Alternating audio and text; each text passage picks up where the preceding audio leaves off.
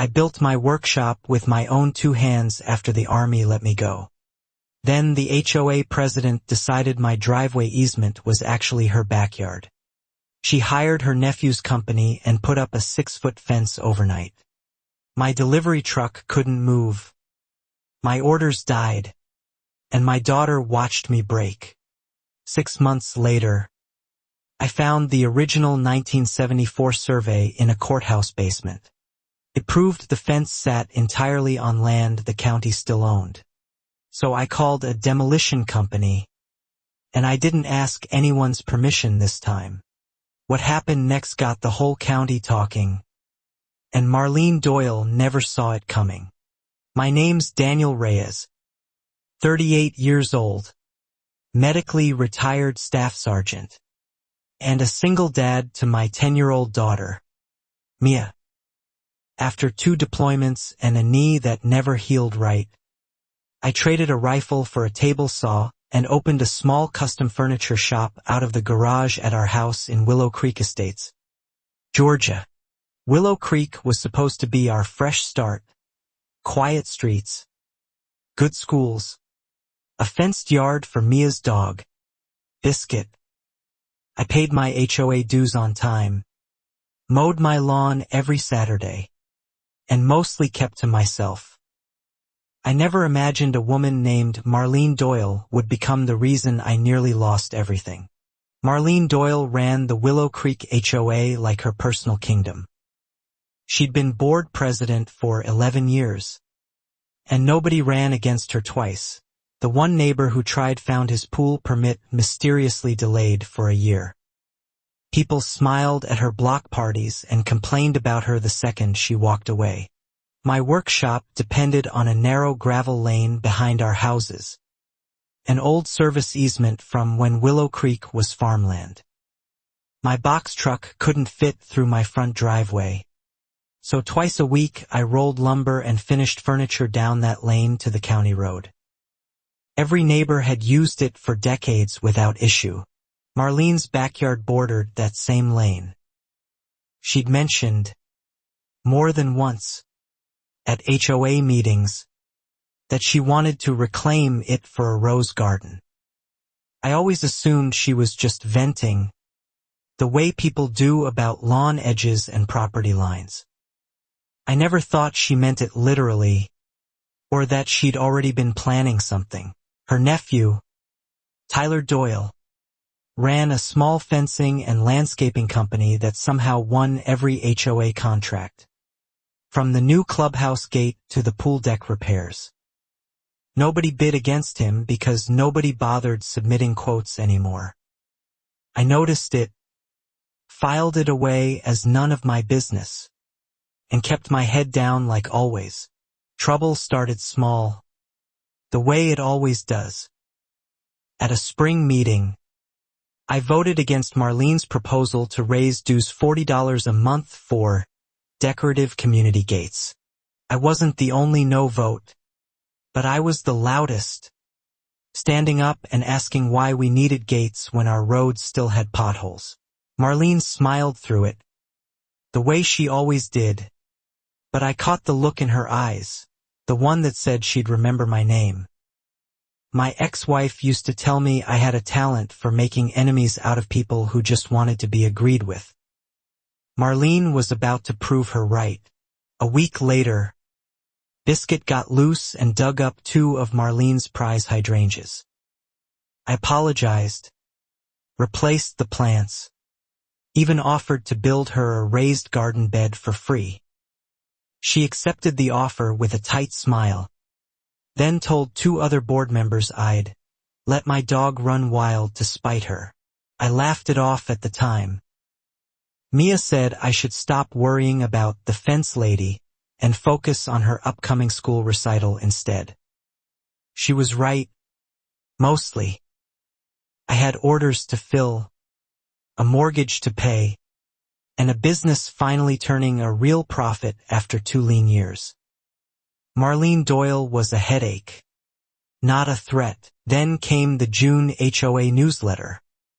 Buried on page 4, A notice about clarifying rear lot boundary lines for community beautification. No names. No addresses. Just vague language about surveys being updated. I skimmed it between orders and didn't think twice. That single paragraph, I'd later learn, was the opening move in a war I didn't know I was fighting. My neighbor Ruth, who'd lived in Willow Creek since it was built, warned me over the fence one evening. "Marlene's been asking around about who actually owns that back lane," she said, pulling weeds. She had Tyler out there with a tape measure last week. Wouldn't say why. Much of it. I checked my own deed that weekend, mostly out of curiosity. It listed a shared access easement along the rear property line, same as every house on my side of the street. I wasn't a lawyer, but it seemed clear enough the lane was common ground, not anyone's private garden. I filed the paperwork back in my drawer and moved on. Business picked up that summer. A restaurant in Marietta ordered 8 custom dining tables. My biggest contract yet. I needed that lane more than ever to haul the finished pieces out without scratching them against my narrow front gate. I told myself Marlene's talk of reclaiming the easement was just noise, like every other HOA rumor. I should have paid closer attention to how quiet she'd gotten toward me at meetings. Marlene had stopped needling me in public. She'd started smiling instead, asking about Mia's recital, complimenting a bookshelf I'd built for the clubhouse. My guard went down exactly when it should have gone up. That's a mistake I still think about. In late July, a survey crew showed up on the lane for 2 days, flags and stakes marking a line I didn't recognize. When I asked what was going on, the crew chief shrugged and said he just followed the paperwork the HOA gave him. I called the management office. Nobody called back for 11 days. On day 12, an envelope from Willow Creek Estates HOA showed up in my mailbox, thick with legal-sounding language. Buried in paragraph 3 was a line that made my stomach drop. An approved resolution to install a community privacy fence along the rear lane, effective in 14 days. Marlene Doyle's signature was right at the bottom. I called the HOA management company first, calm and businesslike, asking who'd approved a fence across an easement my deed clearly listed as shared access. The woman on the phone read from a script. The board had full authority over common areas, and the resolution had passed unanimously at the June meeting. I hadn't attended that meeting. I pulled the June minutes from the HOA portal that night. 14 homeowners were listed as present, including me. I had been at Mia's orthodontist appointment 40 miles away at the exact time listed. Whoever wrote those minutes either made a careless mistake, or somebody wanted my name attached to a vote I never cast. I brought it up at the next open meeting, printout in hand, voice steady even though my pulse wasn't. I wasn't here in June. How am I recorded as voting yes? Marlene barely blinked. Clerical error. Daniel, I'll have it corrected, she said sweetly, already moving to the next agenda item before I could respond. Ruth caught my eye from across the room and gave a small, knowing shake of her head. After the meeting, she pulled me aside in the parking lot. She does this, Ruth whispered. Papers people in when it's convenient. Nobody ever fights it because nobody wants to be the difficult one. I was starting to understand. I requested a copy of the actual survey behind the fence resolution. The management office told me it was under review and would be available soon. 2 weeks passed. Then 3.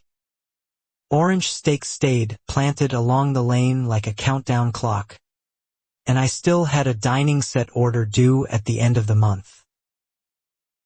Tyler Doyle's trucks started showing up to stage materials at the mouth of the lane, pressure-treated posts, rolls of privacy screening, bags of concrete mix. I asked one of his workers, a kid who couldn't have been older than 19, when the fence was going up. Whenever Mr. answered, not unkindly, just tired. I emailed Marlene directly, polite but firm, asking for a 30-day delay until I could confirm the easement status with the county.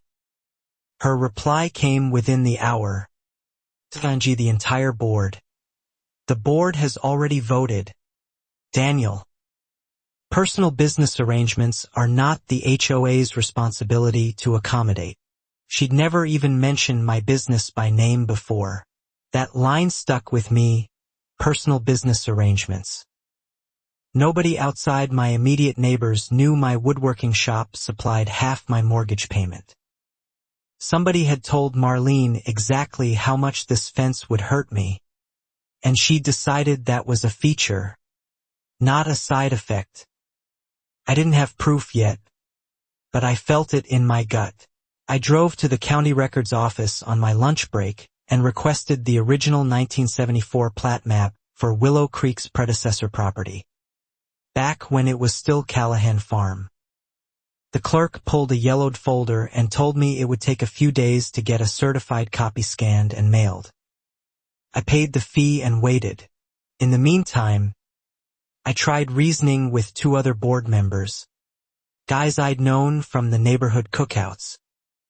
Both agreed privately that the fence seemed rushed, even suspicious. Neither would say so on the record. Marlene's got a long memory, one of them admitted, glancing over his shoulder like she might be listening from the bushes. My daughter noticed the stress before I said a word about it. Mia found me at the kitchen table one night, staring at HOA bylaws instead of eating dinner. Is the fence lady really going to win, Dad? She asked. I told her no, though at that point I wasn't sure I believed it myself. The certified 1974 plat map arrived 9 days later. It showed the rear lane clearly labeled as a perpetual access easement, dedicated to all lots along the row, never assigned to a single property. I photographed every page and printed 3 copies, one for my files, one for the county, one to bring to the next HOA meeting. Armed with the map, I felt something close to hope for the first time in weeks. I called the county zoning office to confirm the easement status before I confronted the board again.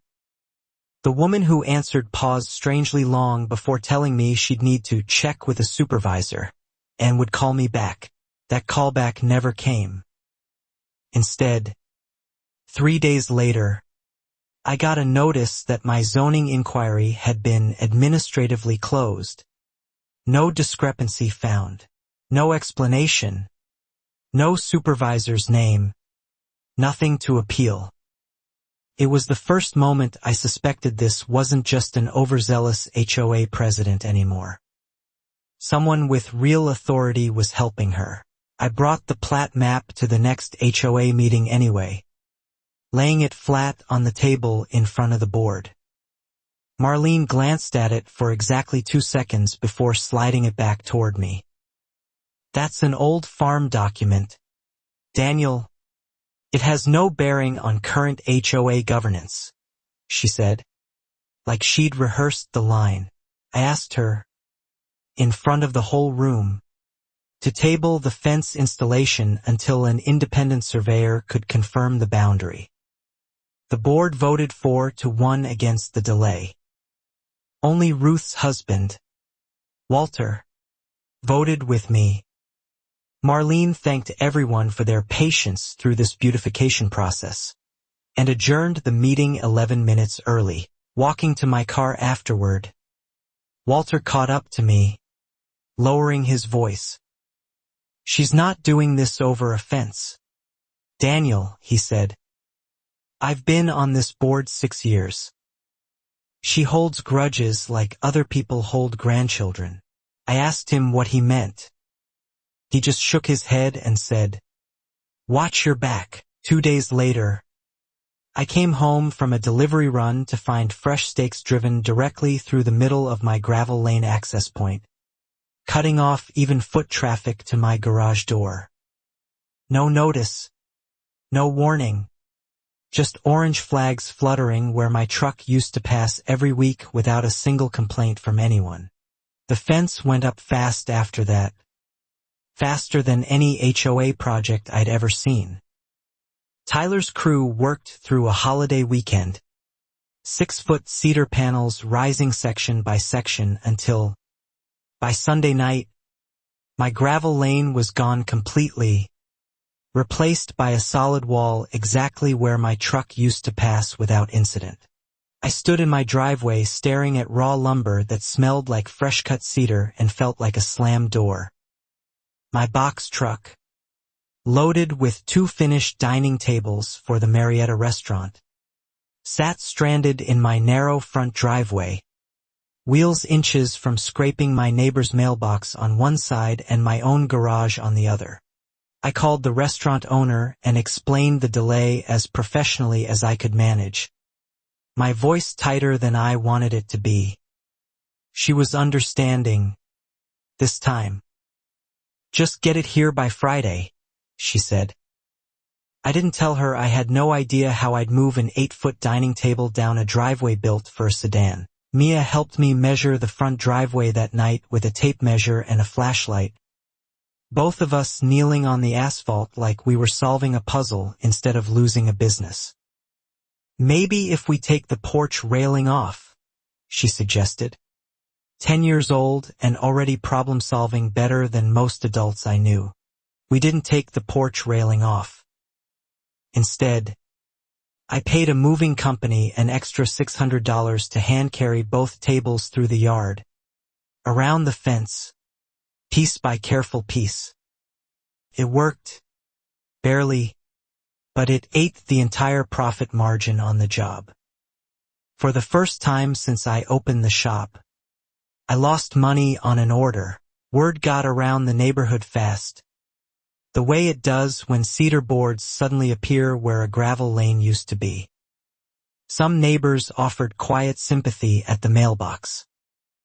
Others repeated Marlene's talking point almost word for word, that I'd been running a commercial operation in a residential neighborhood and had it coming. Fence or not, I hadn't hidden my business from anyone. My HOA-approved home occupation permit hung framed in my garage, filed the same month I moved in. I'd paid for that permit specifically because I wanted to do everything by the book.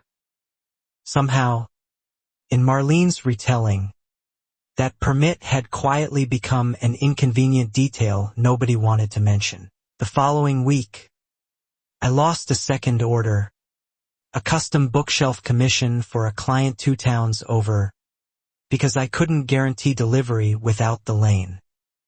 I explained the fence situation over the phone, and the client, understandably, said she'd rather work with someone whose logistics weren't up in the air.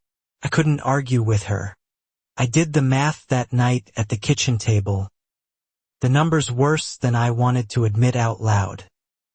Between the moving company, the lost bookshelf commission, and 2 more inquiries I'd had to quietly decline, the fence had already cost me almost $4,000 in 6 weeks. My mortgage payment was due in 9 days. I finally called an attorney, a guy named Preston Cole who advertised affordable consultations for HOA disputes. He listened to the whole story, then sighed the particular sigh of someone who'd heard this exact tale before. HOAs get away with a lot because most homeowners can't afford to fight, he said. But you might have a real case here. Preston's retainer was $1,500. Money I genuinely didn't have sitting around after the last 2 months. I put it on a credit card, telling myself it was an investment, not a debt. Mia asked if we were in trouble. I told her no, and meant it, even though my hands were shaking when I signed the paperwork. Preston filed a formal records request demanding the original survey behind the fence resolution, along with the complete board meeting minutes and any communications between the HOA and Doyle Fence and Landscaping. The management company had 10 business days to respond under state law. I marked the deadline on my calendar and tried to keep working. While we waited, I decided to do some digging of my own. I pulled every public HOA contract award from the past 3 years off the community portal's archived documents. Tyler Doyle's company had won every single bid: the pool resurfacing, the clubhouse renovation, the entrance gate, and now the fence. 9 contracts, 0 competitors listed. I brought the list to Preston, who raised an eyebrow at 9 for 9. "That's either the best fencing company in Georgia," he said, "or nobody else was ever allowed to bid." He suggested I file an open records request with the county specifically for any competing bids submitted and rejected. I did, that same afternoon. The response, when it finally came, was almost funny in how thin it was. Only one other company had ever submitted a bid, 3 years earlier, for the clubhouse roof, and it had been rejected for incomplete paperwork the same week Tyler Doyle's bid, filed 2 days later, sailed through with full board approval. I started asking around the neighborhood more directly, no longer worried about seeming like the difficult one. An older neighbor named Frank told me he tried to get a quote from Tyler's company for his own fence 2 years back, and was quietly told they only worked HOA contracts, not private jobs. That struck me as strange for a small business. Preston pulled Doyle Fence and Landscaping's business registration from the Secretary of State's website that week. It listed a single registered agent, Harold Doyle. I recognized the last name immediately, but I hadn't put it together yet. Preston circled it in red pen and slid the paper across his desk like he'd found something important. "Harold Doyle," Preston said. "Same last name as Marlene. Any relation?" I didn't know. Not for certain, though the coincidence felt too large to ignore. I searched the county employee directory that night out of pure curiosity, half expecting nothing. What I found instead made my stomach drop for the second time that month. Harold Doyle worked in the county planning and zoning department. Not as some low-level clerk. Either, he held the title of senior permit reviewer, the exact department responsible for approving fence permits and reviewing easement disputes. He was, based on the wedding announcement I found archived online, Marlene's husband of 26 years. Suddenly, the administratively closed, no discrepancy found letter made sickening sense. The person reviewing my complaint about an illegal fence may well have been married to the woman who ordered it built, with his own nephew's company doing the construction. I read the county employee page 3 times before I could accept what I was looking at. Preston warned me not to accuse anyone of anything yet, not without documented proof of Harold's direct involvement in my specific case. "Coincidences aren't evidence," he said, "but they're a map showing us where to dig." He filed an ethics complaint with the county requesting recusal records for any zoning reviews touching Willow Creek Estates that year. While Preston dug through paperwork, life at home got harder. I missed a supplier payment for the first time in 2 years, a small embarrassment that still felt enormous. Mia's recital costume needed alterations I couldn't afford to rush order, So I stayed up 2 nights sewing sequins onto fabric I barely understood, cursing quietly under my breath. Marlene, meanwhile, had grown almost cheerful around the neighborhood, hosting a fence dedication cookout that half the block attended, complete with a ribbon cutting for the very panels blocking my garage. Neighbors posted photos online, tagging the HOA's social media page, praising the beautiful new privacy screen like it hadn't cost anyone a single dollar. I wasn't invited, obviously, though my house sat directly beside the celebration. Mia watched from our upstairs window, quiet in a way that worried me more than if she'd cried. "Why does everyone like her so much?" she finally asked. I didn't have a good answer, so I told her the truth. People like easy stories, and Marlene told good ones. Ruth pulled me aside again a few days later, this time looking genuinely rattled. "Walter got a call from the management company," she said. "They're recommending he step down from the board before his term's up, over some paperwork technicality nobody can explain." Walter had been my only supporting vote. The message wasn't subtle. I asked Preston if that was even legal, forcing a board member out for voting the wrong way. He said probably not, but proving retaliatory intent in an HOA setting was notoriously difficult. And Walter, a retired schoolteacher on a fixed income, didn't have the stomach or the money for a second fight on top of mine. Walter resigned 2 weeks later, citing personal reasons in a short letter posted to the community portal. Marlene thanked him for his years of service in a saccharine follow-up post, then appointed a replacement the very same week, a woman named Denise, who happened to be Tyler Doyle's fiancée. Nobody on the board objected. I brought this appointment to Preston immediately, and even he looked surprised. "That's the fence contractor's fiancée, sitting on the board that awards fence contracts," he said slowly. "I've seen sloppy HOAs before, Daniel, but this is starting to look less like carelessness and more like an actual family operation running the whole neighborhood." The county's ethics complaint came back 3 weeks later, and it was worse than useless. A one-paragraph letter stating Harold Doyle had properly recused himself from all Willow Creek matters, according to internal records the letter didn't include or cite. Preston called it a paper shield, designed to survive a glance and nothing more. I decided to try local media next, sending a short, careful email to a reporter at the county's community newspaper who covered neighborhood disputes. She responded within a day, interested, asking for documents. I sent her the plat map, the contract list, and the timeline of the closed zoning complaint. She promised to look into it.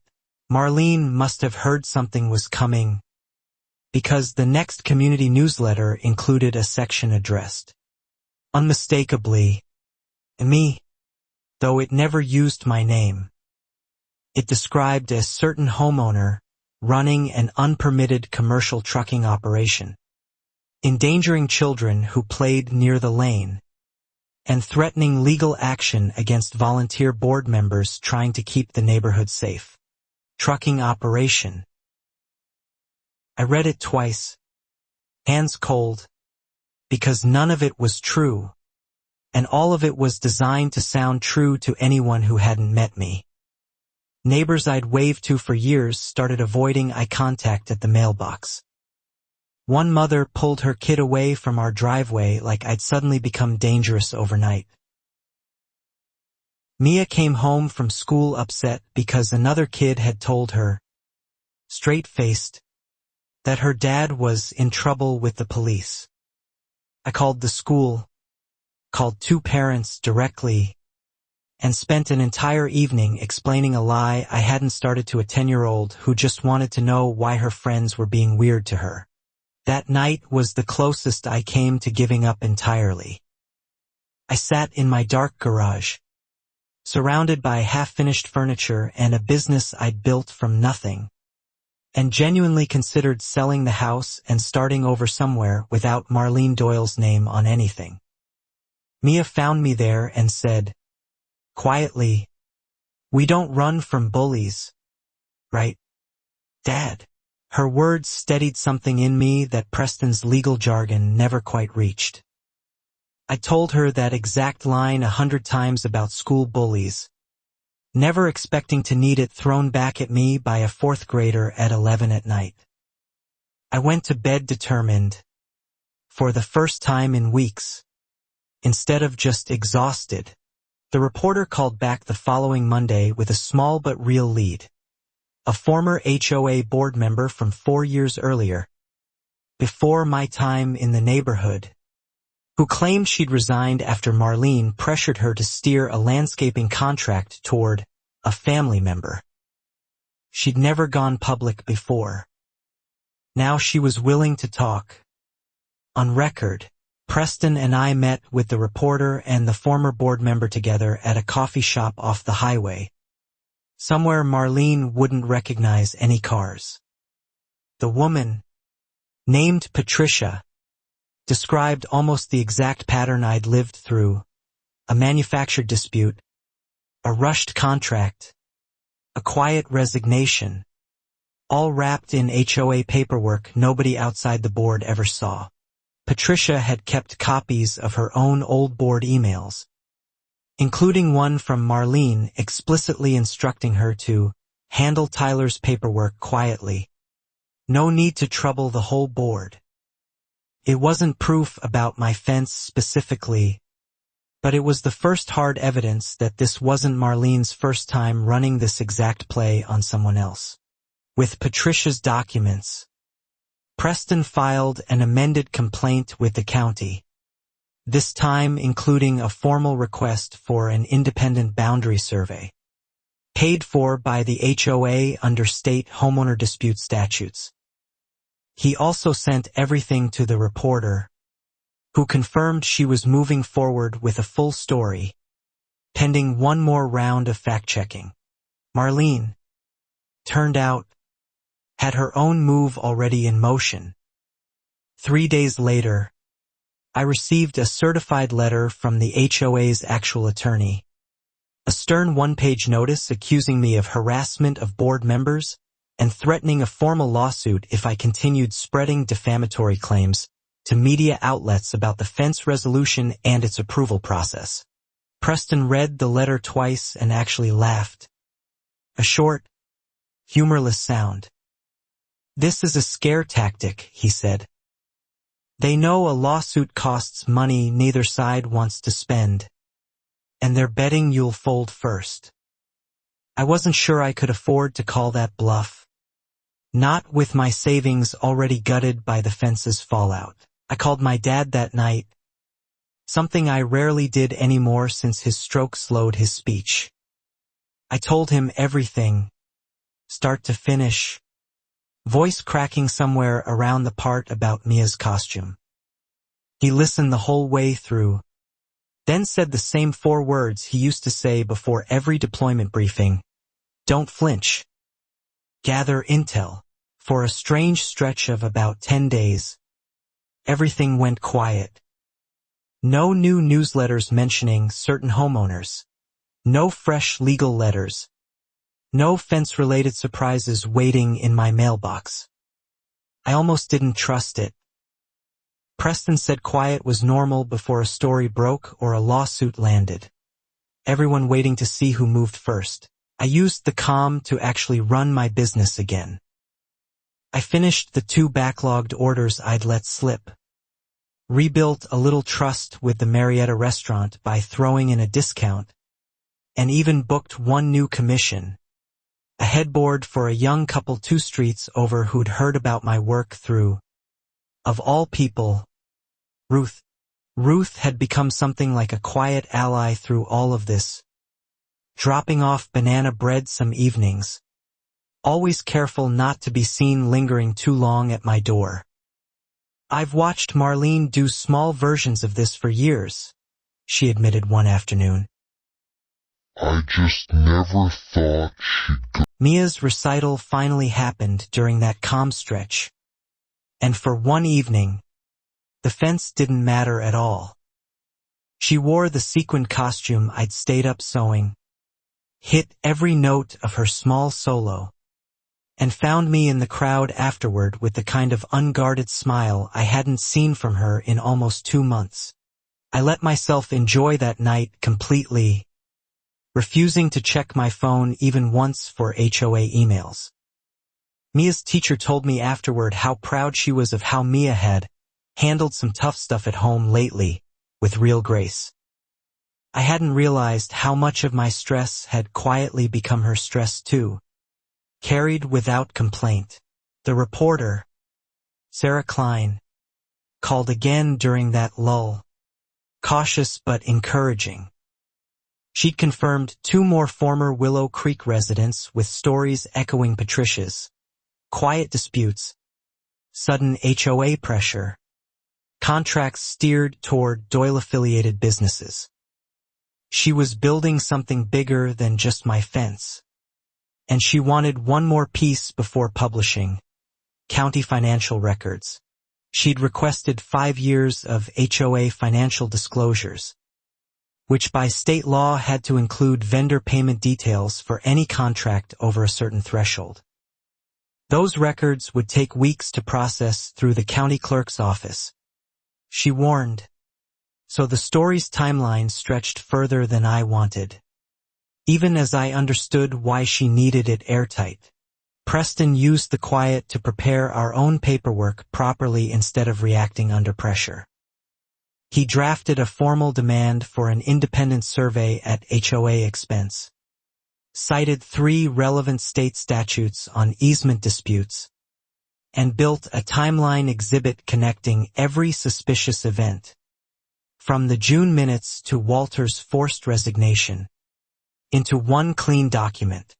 I finally slept through a few full nights in a row, something I hadn't managed since the stakes first appeared on the lane. My knee, injured overseas, had been aching worse than usual from stress-clenched muscles. And for the first time in weeks, the physical therapy exercises my doctor recommended actually started doing some good again. Denise, the new board member and Tyler's fiancée, surprised me one afternoon by knocking on my door directly. Alone. No Marlene in sight. She said she'd heard both sides and wanted to understand my perspective before the next board vote. I walked her through the deed, the plat map, the timeline. She listened, mostly quiet, and left without promising anything. I didn't know what to make of Denise's visit. Preston was cautiously hopeful. Maybe a crack forming in Marlene's inner circle. Maybe just reconnaissance for Marlene herself. Either way, it was the first time anyone connected to the Doyles had treated me like a person with a legitimate grievance instead of a problem to manage and dismiss. A week into the calm, an anonymous letter showed up in my mailbox. No return address, typed rather than handwritten. It contained a single sentence: "Ask Harold about the 1998 clubhouse survey." No signature, no explanation. I photographed it immediately and gave the original to Preston, who filed it away with the same careful seriousness as everything else. Preston tracked down county archives referencing a 1998 clubhouse boundary survey, a decade before Willow Creek's current management company took over. It took 2 visits to the records office and a genuinely helpful clerk before we found it. A survey showing the same rear lane, already flagged then as a protected community easement, never privately owned by anyone. More importantly, the 1998 survey included a note in the margin, initialed HD, acknowledging the easement status on behalf of the county planning office. Harold Doyle had personally reviewed and confirmed this exact boundary line 26 years earlier. He knew, beyond any doubt, that the lane was never his wife's to fence off in the first place. I stared at that faded margin note for a long time, feeling something shift from anxiety into something colder and steadier. Not quite anger, more like clarity. Marlene hadn't made an honest mistake, and neither had Harold. They'd both known the truth the entire time. The calm, I realized, was about to end completely. Sarah's first article went up on the community newspaper's website on a Wednesday morning. A shorter piece than the full exposé she'd promised. More of a teaser. Willow Creek homeowner questions HOA fence. Cites decades-old survey. It didn't name Marlene directly yet, but anyone in the neighborhood could read between the careful, lawyer-approved lines. The comments section filled up within hours. A strange mix of neighbors thanking me for finally saying something, and others accusing me of trying to ruin a beloved community leader over a fence dispute nobody else cared about. Ruth told me later that Marlene had read the article standing in her own driveway, phone shaking visibly in her hand. The HOA management office called Preston directly that same afternoon, offering, for the first time, to discuss a possible resolution regarding the fence. Preston smelled a stalling tactic immediately and told them any resolution needed to include the fence's removal and reimbursement for documented business losses. The office went quiet again and didn't call back. Instead of resolution, I got retaliation. 3 code violation notices arrived in 1 week. 1 for excessive lumber storage visible from the street. 1 for a supposed noise complaint about my table saw running at unreasonable hours. And 1 for Biscuit's barking, despite the fact that Biscuit had been staying at my sister's house for a month.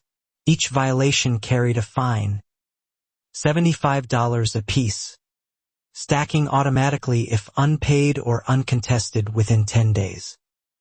I photographed my organized, tarped lumber stacks, printed my table saw usage logs from my business software, and drove straight to my sister's to get a signed, dated statement confirming exactly where Biscuit had actually been living. Preston contested all 3 violations in writing, attaching my evidence point by point. 2 got quietly dropped without explanation once the paperwork became inconvenient to defend. The 3rd, the lumber storage complaint, somehow survived review despite photographic proof it violated no actual HOA guideline, and the fine stayed active, generating daily interest charges. I paid that fine, grudgingly, mostly to avoid it snowballing into a lien on my house, something Preston warned HOAs could pursue surprisingly aggressively even over small disputed amounts. $75 felt insulting compared to everything else this fight had cost me, but it also felt, strangely, like the least of my problems now. Denise texted me that same week. A single message with no context. Check who actually submitted the noise complaint against you. I don't think it was a real resident. I forwarded it straight to Preston, who submitted a records request for the complainant's name, technically public information under the HOA's own published grievance policy. The complainant, according to the records that finally came back 2 weeks later, was listed as resident, address withheld, a category the HOA policy allowed only for genuine safety concerns like domestic disputes, never for routine noise complaints. Preston flagged it immediately as a likely fabrication. Another thread in a pattern too consistent to be accidental anymore. Marlene, apparently frustrated that her code enforcement strategy wasn't landing the way she'd hoped, escalated toward something more personal. A letter arrived addressed to the elementary school principal, CC'd to me by mistake or by design, expressing community concern over unspecified, unstable home conditions that might be affecting a student's well-being at school. I called the principal directly, furious in a way I usually kept carefully controlled. She was, thankfully, unbothered by the letter, telling me she got occasional anonymous complaints about various families every year and generally disregarded them without a specific, credible concern attached. Still, the fact that Marlene had reached toward my daughter shook something loose in me. That night, I told Preston I was done being patient. He understood, but reminded me patience wasn't the same as passivity. We were building a case methodically precisely so it would hold up completely once it moved forward. "She's getting reckless," he said. "Reckless people make mistakes. We just need to be ready to catch the next one." The next mistake arrived faster than either of us expected. Sarah called with something new. A source inside the management company had anonymously forwarded her the digital file properties of the June board meeting minutes, the ones falsely listing me as present. The metadata showed the document had been created and edited 3 separate times, all after the meeting date. A digital forensics expert Sarah consulted confirmed the obvious implication. The minutes hadn't been drafted during or immediately after the June meeting, as required by HOA bylaws, but weeks later, then backdated. My name had been added in the final revision, timestamped the exact same week the fence resolution notice first showed up in my mailbox. Preston filed this new evidence with the county alongside our amended complaint, arguing it proved not just a clerical error, but deliberate falsification of official HOA records to manufacture consent for the fence resolution. It was, he said, the strongest single piece of documentation we had produced since the entire fight began months earlier. Marlene's response, when it came, was almost comically defensive. A new HOA-wide email insisted the metadata discrepancy was a routine software update issue, and that certain disgruntled homeowners were twisting technical glitches into conspiracy theories to distract from their own code violations. Nobody who'd actually seen the forensic report found that explanation convincing. Tyler's crew showed up unannounced the following Monday to perform maintenance on the fence, parking a flatbed trailer directly across my front driveway for 6 hours, blocking me in completely on a day I had 2 deliveries scheduled. When I asked them to move it, the foreman shrugged and said Marlene had authorized the exact parking spot personally. I filmed the entire interaction on my phone, calm and specific, asking clear questions and getting evasive non-answers in return, all time-stamped and saved to 3 separate backups the moment I got inside. My deliveries went out 4 hours late that day, costing me a repeat customer who quietly stopped responding to my messages afterward. 2 nights later, my truck side mirror was found snapped clean off, hanging by its wiring, parked exactly where it always parked, in my own driveway. My doorbell camera had captured grainy footage of a figure in dark clothing near the truck around 2 a.m., face obscured, moving with the deliberate calm of someone who'd done this kind of thing before. I filed a police report immediately, footage attached, though the responding officer admitted the image quality made positive identification unlikely without more evidence. Still, having it on record mattered. Another data point in a growing file Preston now kept in a dedicated binder labeled, only half-jokingly, Exhibit, Pattern of Escalating Retaliation. Mia asked why someone would break our truck on purpose, and I struggled to explain adult pettiness to a 10-year-old in terms that didn't sound insane out loud. Some grown-ups don't know how to lose gracefully, I finally told her. She considered that for a moment and said, then maybe she needs a time out like Emma at school. Denise texted again that week, more cautious this time, admitting she'd started recording board discussions on her phone, just in case, worried about her own liability if Marlene's conduct ever came under formal legal scrutiny.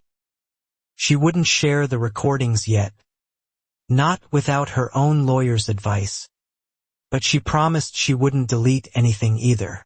I appreciated Denise's caution even as it frustrated me. Preston reminded me that people inside a corrupt system often moved slower than outsiders wanted, weighing their own risk the whole way. She's not your ally yet, he said. She's someone deciding whether to become one. Don't push her. Let her get there on her own timeline. My savings account, meanwhile, had dropped low enough that I finally applied for a small business emergency loan, something I'd avoided out of pride more than practicality. The loan officer approved a modest amount within days, enough to cover Preston's next round of filings and keep the lumber supplier paid, though it added a new monthly stress to an already stretched budget. I explained the loan to Mia in simple terms, careful not to scare her, framing it as borrowing to protect the shop. Like a bridge. She nodded seriously, then asked if she could help by doing extra chores to save allowance money toward the fence lady problem.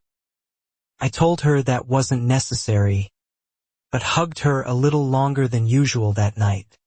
The 1998 survey with Harold's initialed margin note became central to Preston's next filing. A formal ethics referral to the state's professional licensing board overseeing county planning officials.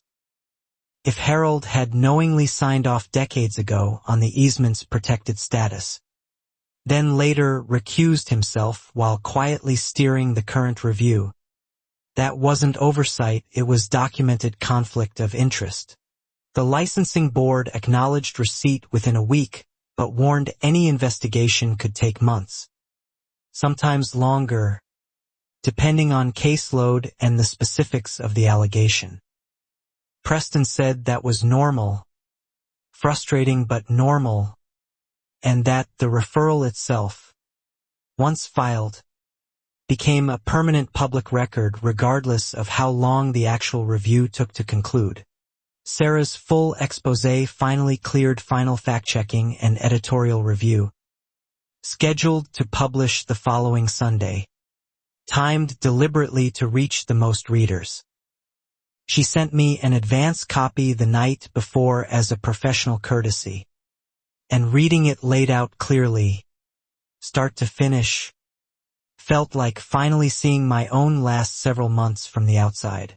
The article named Marlene and Harold Doyle directly, detailed the falsified June minutes, listed Tyler's suspiciously uncontested contract history, and included on-record quotes from both Patricia and, cautiously, Ruth.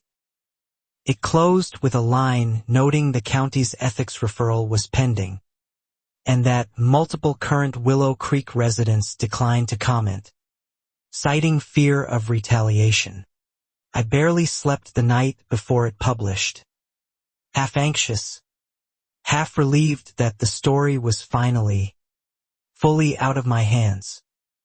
Mia asked at breakfast if things would get better once everyone knew the truth. I told her honestly that I didn't know, that sometimes the truth just changes the shape of a fight instead of ending it outright. The article went live at 7 Sunday morning and spread through the neighborhood faster than the fence dedication cookout photos ever had. My phone buzzed with messages all day, some supportive, some cautious, a few openly hostile from residents who apparently valued Marlene's block party charm more than documented evidence of fraud and retaliation against their own neighbor. Marlene's public response arrived by early afternoon.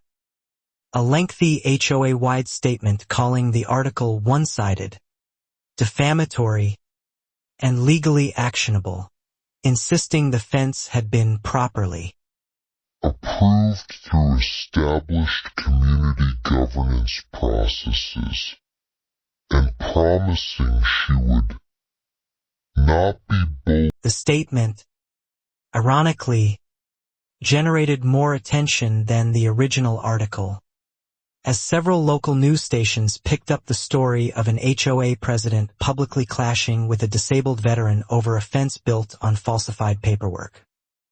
A regional television reporter called that evening requesting an on-camera interview.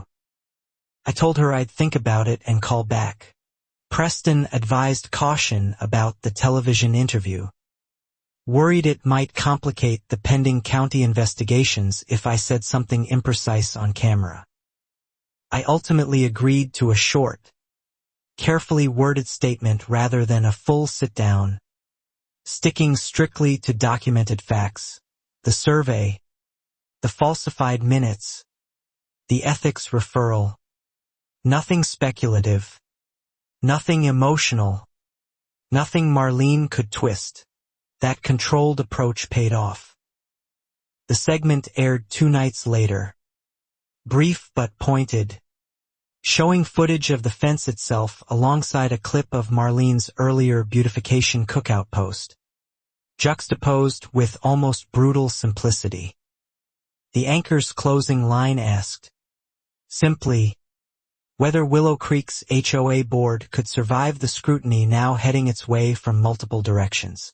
Denise called me directly that same night, voice unsteady, saying she'd finally decided to share her board meeting recordings with Preston, no longer willing to protect an operation she now believed was genuinely fraudulent.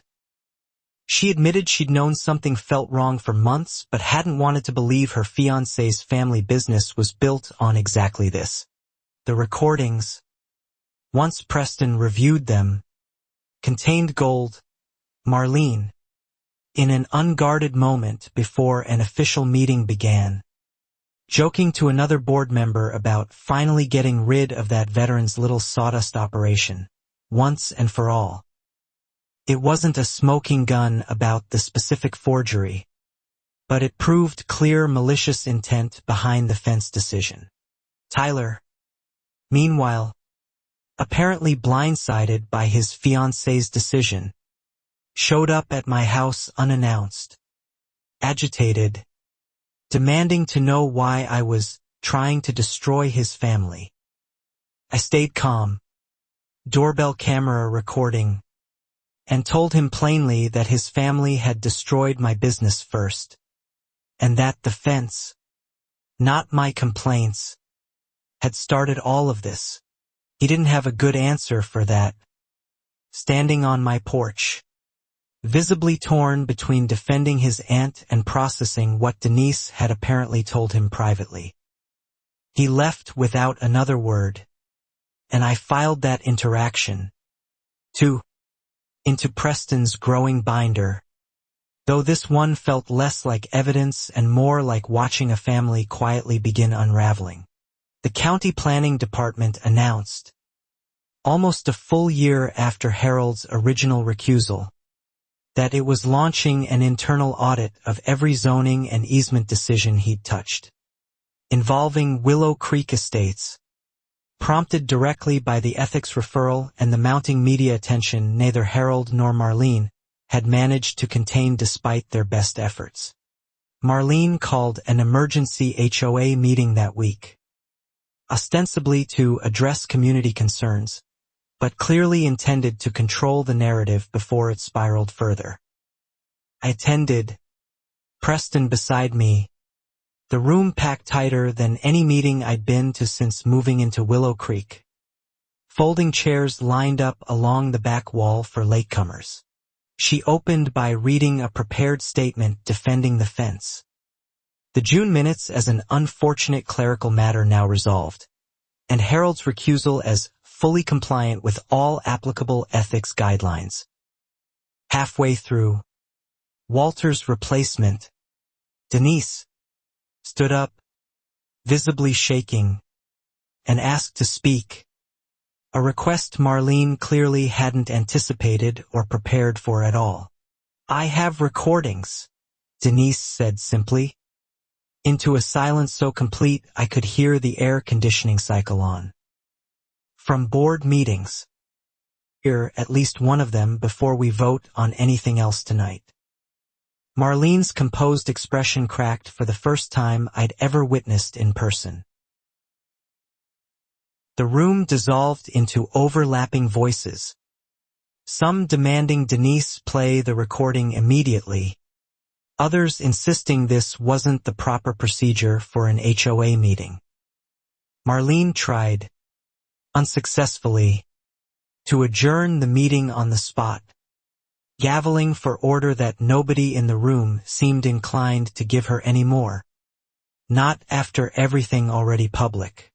Preston stood and calmly reminded everyone, in his measured legal voice, that HOA bylaws required a board vote to adjourn, not a unilateral decision by the president alone, and that 4 board members present would need to agree before the meeting could legally end. 3 hands went up against adjournment. Only Marlene's own hand went up for it. With the meeting still officially in session, Denise played roughly 90 seconds of audio from her phone, Marlene's own voice filling the room, casual and cutting, joking about getting rid of that veteran's sawdust operation. The room's reaction shifted from murmurs to something closer to open, audible outrage, several longtime residents visibly stunned by what they'd just heard. Marlene stood abruptly, insisting the recording was taken out of context and possibly illegally obtained, gathering her papers with hands that weren't quite steady anymore. She left the meeting before anyone could formally respond, Tyler trailing awkwardly behind her, leaving Denise, Preston, and a room full of increasingly furious homeowners to sort through what had just happened. In Marlene's absence, the remaining board members, visibly shaken by the evening's revelations, voted unanimously to suspend the fence resolution pending the outcome of both the county's ethics investigation and an independent boundary survey. Finally, formally agreeing to something I'd been requesting politely for nearly 7 months at that point. Felt like a genuine victory. The first real one, though Preston cautioned me on the drive home that a suspended resolution wasn't the same as a removed fence, and that Marlene, cornered as she now was, might not simply accept defeat gracefully. "People like her don't fold," he said. "They escalate one more." He was right to worry. County code enforcement, apparently still influenced by lingering Doyle family connections somewhere in the department, issued me an emergency citation claiming my unauthorized commercial vehicle posed an active safety hazard on a residential street, demanding I remove my box truck from the property within 48 hours or face impoundment.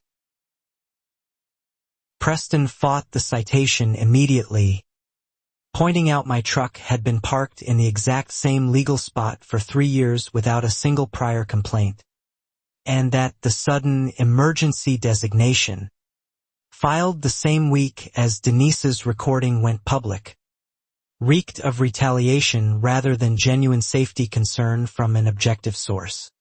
The county, perhaps sensing how this would look layered onto an already unfolding scandal, quietly rescinded the citation within days, offering no explanation beyond a form letter citing administrative reconsideration. Preston filed it away too. One more data point showing exactly how far this network of favors and pressure had been willing to reach at my expense. Sarah published a follow-up article covering the chaotic emergency meeting, Denise's recording, and the rescinded truck citation, framing the story now as less about one fence and more about the systemic capture of an entire community association by a single extended family, protected for years by quiet complicity and fear of retaliation among neighbors. The independent boundary survey, finally ordered and funded by the suspended HOA itself, was scheduled for the following week. Preston told me, with something close to real optimism in his voice for the first time in months, that if the 1974 and 1998 documents held up under fresh professional review, the fence's fate would be settled beyond any further argument. The survey team arrived on a bright Tuesday morning, contracted at HOA expense per the board's suspended resolution vote. Equipment spread across the disputed lane while half the neighborhood found excuses to walk their dogs past at exactly the right moment to watch. Preston stood beside me, arms crossed, watching with the patience of a man finally close to done waiting. Marlene showed up 20 minutes in, uninvited, insisting she had every right as HOA president to observe the survey process directly. The lead surveyor, a no-nonsense woman named Councilman, informed her politely that observation was fine but interference wasn't. After Marlene tried, twice, to redirect the crew toward a different boundary line entirely, I watched Marlene attempt something I hadn't expected. Pulling the lead surveyor aside privately, voice low, gesturing toward her own backyard fence line with what looked, from a distance, uncomfortably like an offer. The surveyor's expression didn't change, but she stepped back, said something short, and returned to her equipment without further conversation. Later, off to the side where she thought nobody could hear, the surveyor quietly told Preston that a board member had just suggested compensation for adjusting the final report's conclusions in the HOA's favor. Preston asked her to document the exact conversation in writing immediately, understanding instantly what an enormous, reckless mistake Marlene had just made in broad daylight. The surveyor agreed, professionally unbothered but clearly annoyed, noting she'd encountered attempted influence before and always documented it the same way, precisely because it protected her license and her company's reputation far more than any bribe ever could. Marlene, unaware her offer had just been formally recorded, left the site an hour later, seemingly satisfied. The final survey results came back 9 days later.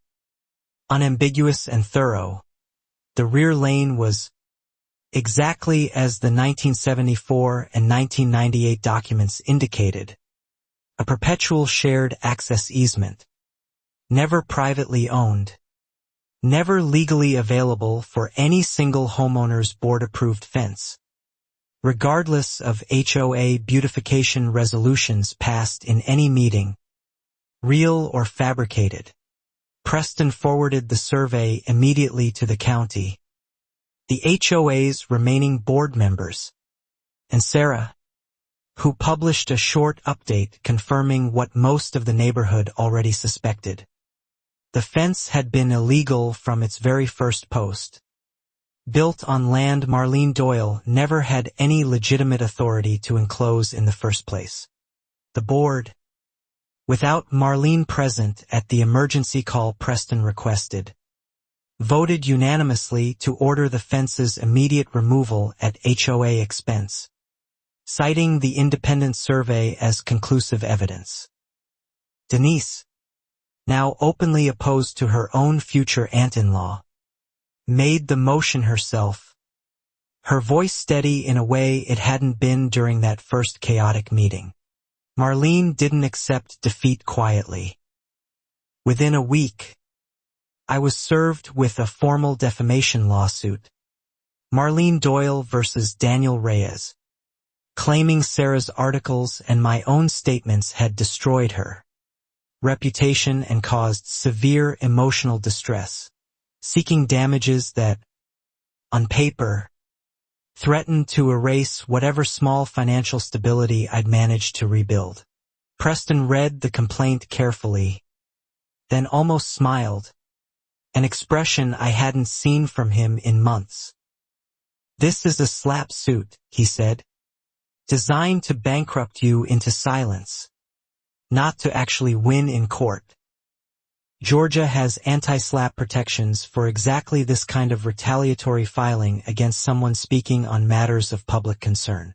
He filed a motion to dismiss immediately under that statute, arguing every statement I'd made was factually supported and directly tied to legitimate public interest in HOA governance, contract fraud, and a documented conflict of interest inside county government. If successful, the motion would not only dismiss her case but require Marlene to pay my legal fees. The weeks waiting for a ruling were some of the hardest of the entire ordeal. Financially and emotionally, knowing a judge held real power over whether I'd end this fight solvent or drowning in legal debt regardless of who'd actually been telling the truth from the very beginning. Mia noticed my tension again, quieter this time, more resigned than scared. "We're going to win, right?" she asked one night, doing homework at the kitchen table while I reviewed motion filings across from her. I told her the truth.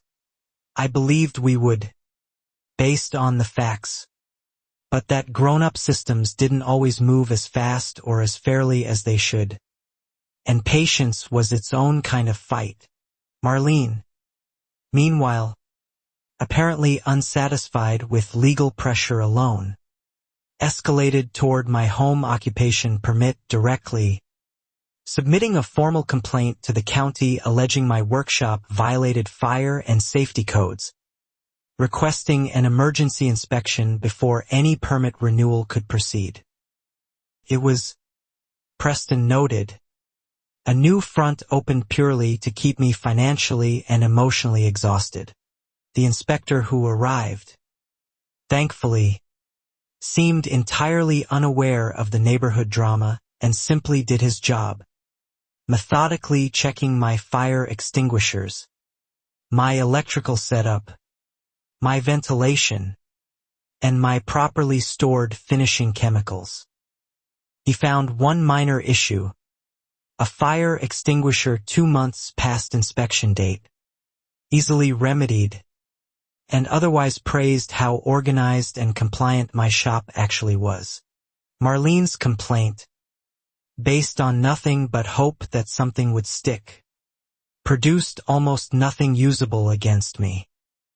Preston filed it, too, into the binder, now thick enough to need its own dedicated shelf, a physical monument to just how many angles one determined HOA president had tried in her effort to make my life impossible over a single lane. The desperation showed most clearly in a confrontation outside Mia's school. Of all places, where Marlene apparently waited near pickup, approaching me directly for the first time in months without lawyers or paperwork between us. "You've ruined my life," she said, voice tight, "over a fence, over a stupid gravel lane nobody even used before you." I kept my voice level, aware of children and parents nearby, aware this moment could easily become another manufactured incident if I let my temper slip even slightly.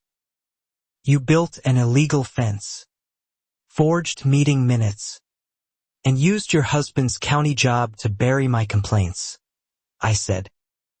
"I didn't ruin anything.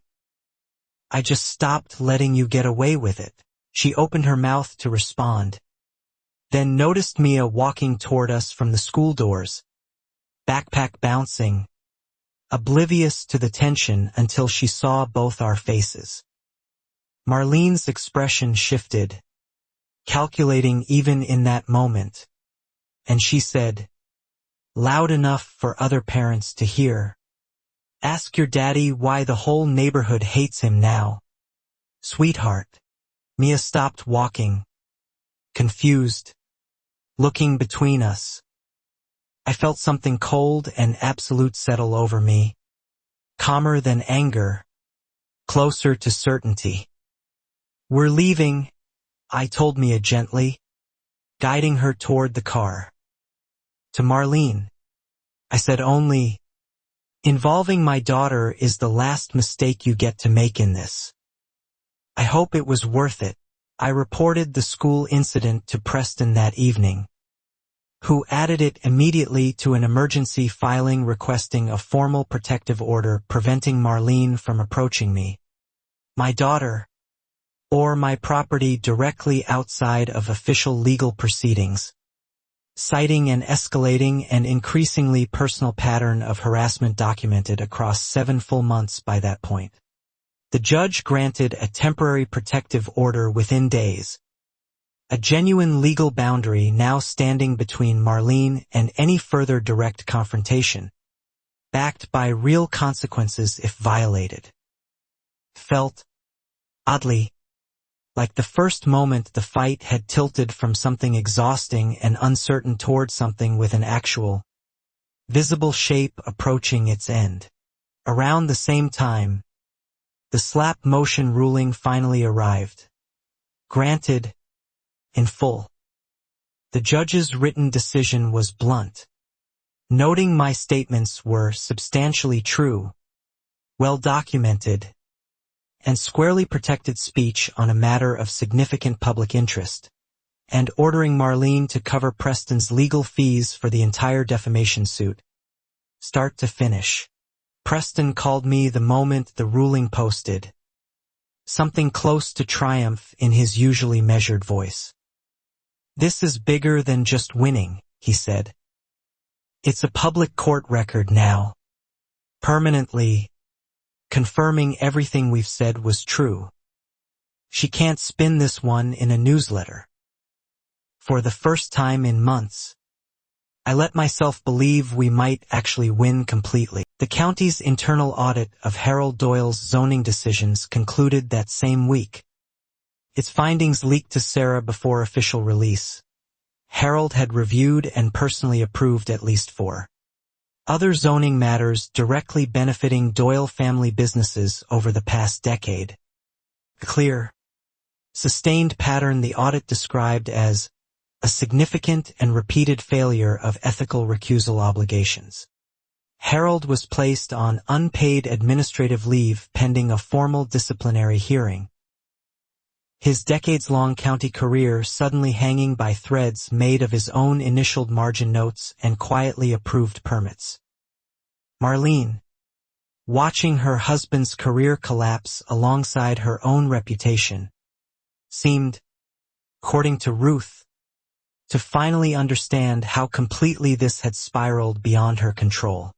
Tyler's fencing company lost its HOA contract eligibility entirely once the board formally reviewed the pattern of uncontested bids, a decision that effectively ended his primary revenue stream overnight.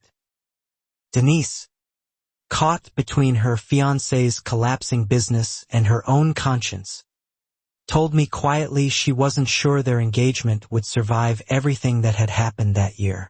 I felt, surprisingly, no real satisfaction watching Tyler's business crumble, only a tired kind of recognition that consequences, once truly set in motion, rarely stayed contained to just the person who'd started the whole mess. I told Denise honestly that none of this was her fault, and that I hoped she'd land somewhere better once the dust finally settled completely. Marlene, cornered on every front now, made one final aggressive move, pushing the board, before her own suspension could be formalized, to approve an emergency lien against my property for unpaid HOA fines, reviving that $75 lumber violation from months earlier along with newly invented late fees, totaling nearly $3,000. Preston called it exactly what it was: a last, desperate attempt to inflict real financial damage before losing all institutional power completely. He filed an emergency injunction blocking the lien, citing the pending litigation, the slap ruling, and the demonstrably retaliatory pattern behind every single fine Marlene had personally initiated against me over the previous year. The judge granted the injunction the same afternoon, adding a pointed note in the ruling questioning why the HOA's own board hadn't intervened sooner given the extensive documented pattern already in the public record. It was, Preston said, as close to a judicial eye roll as legal language generally allowed itself to get. Word of the blocked lien spread through the neighborhood within hours, and something shifted noticeably in how people looked at me at the mailbox, at school pickup, at the grocery store. Neighbors who'd avoided eye contact for months started stopping to apologize, quietly, for believing Marlene's version of events for as long as they had. An emergency HOA-wide vote was called that week.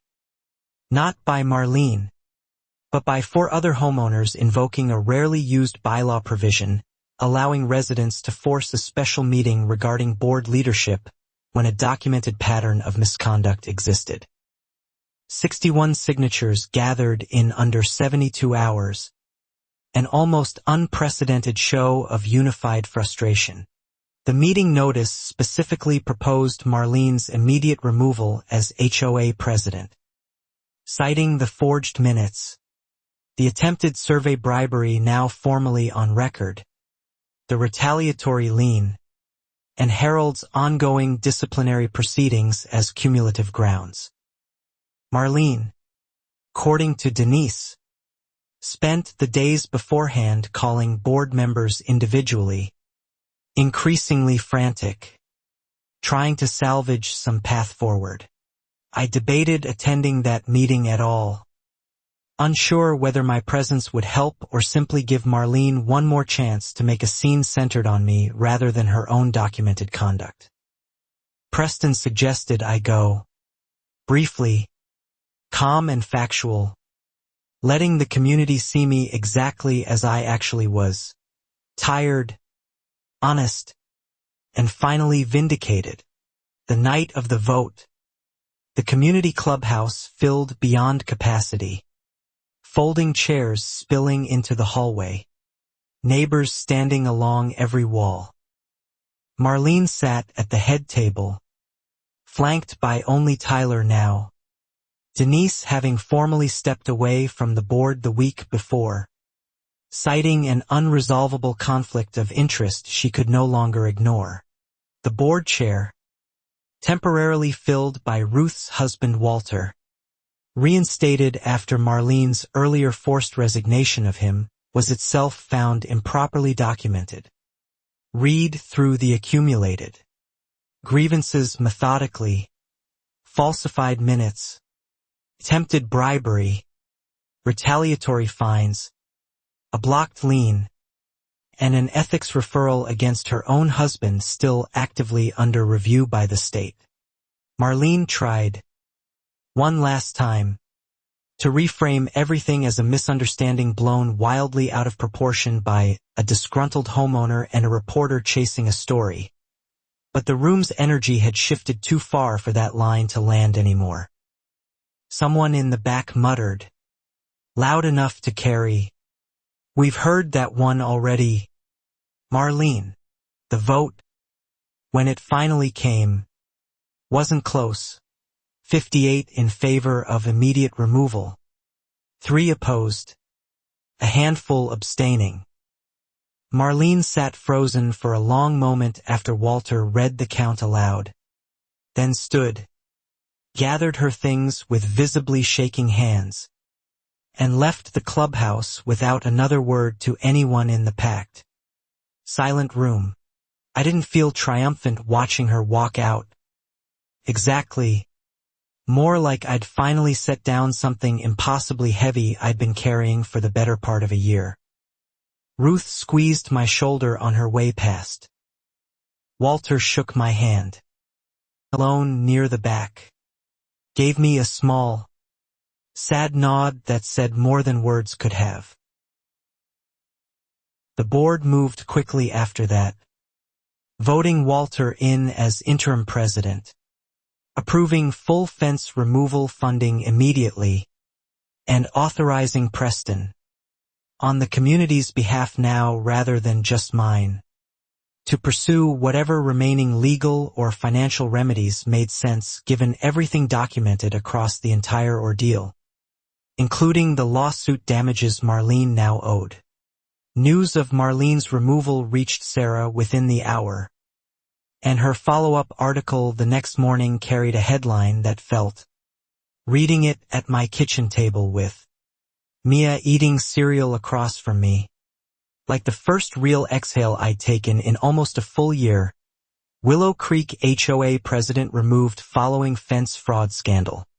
Harold's disciplinary hearing, scheduled for the following month, would likely end his county career entirely according to Preston's read of similar past cases, though that outcome remained technically pending. Tyler's business, already gutted of HOA contracts, faced its own separate state licensing review after the survey bribery incident became part of the official public record. Mia asked, reading the headline over my shoulder that morning, if the fence lady was actually done now. I told her honestly that some consequences would keep unfolding for months, maybe longer, in courtrooms and hearings neither of us would need to sit through personally anymore.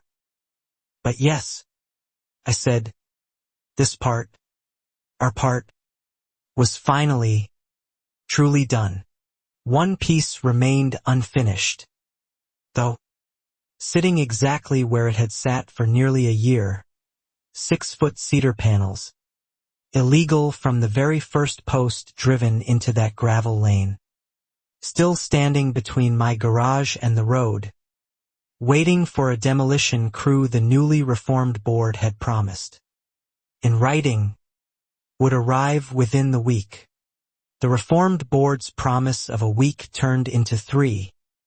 Then for the same familiar bureaucratic slowness I'd grown to expect from Willow Creek's management company, even with Marlene gone.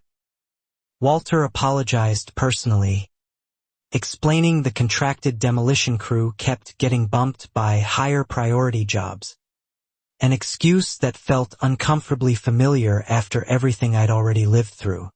I finally asked Walter directly whether the HOA would object if I simply hired my own equipment and removed the fence myself, given the board had already approved funding and the survey had conclusively settled ownership.